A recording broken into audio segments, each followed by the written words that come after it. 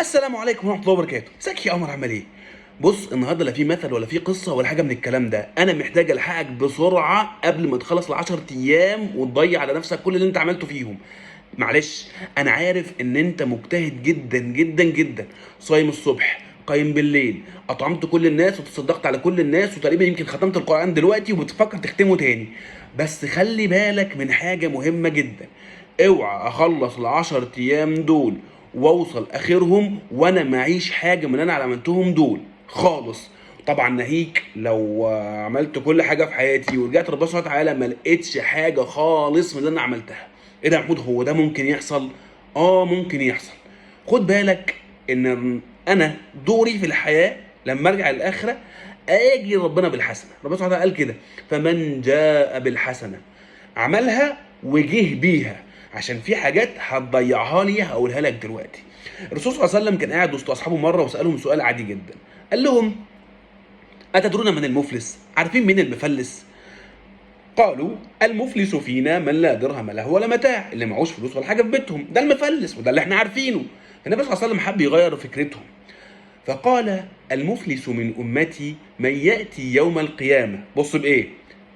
بصلاه وصيام وزكاه، وياتي وقد شتم هذا وقذف هذا واكل مال هذا وسفك دم هذا وضرب هذا.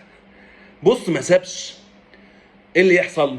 فيعطى هذا من حسناته وهذا من حسناته، فإن فنيت حسناته قبل أن يقضى ما عليه أخذ من خطاياهم فطرحت عليه ثم طرح في النار. بص يا معلم، عشان تفرج عليا وعليك أنا محتاج أجتهد اليومين دول وأحسن أخلاقي 100%. ما طلعش من بقي العيبة، ما بصش لحد بصة ملهاش لازمة، ما تخانقش مع حد، اهدى خالص. انت مسلم جميل مسالم، مش عايز حاجه من الدنيا، انت عايز وجه ربنا سبحانه وتعالى بس. فخلي بالي وخلي بالك، حسن الخلق يحافظ لك على اعمالك في الاخره. سوء الخلق والخناق مع الناس ويبني ويلعن ده يوديني ويوديك في داهيه، ويروح هناك الاقي نفسي معيش حاجه من اللي انا عملتها.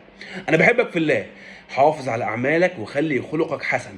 ولو تعرف اي حد عنده مشكله في الموضوع ده وديله الفيديو ده ضروري ضروري ضروري، واعمل منشن لكل انت عايز تعمله منشن في الكومنتات.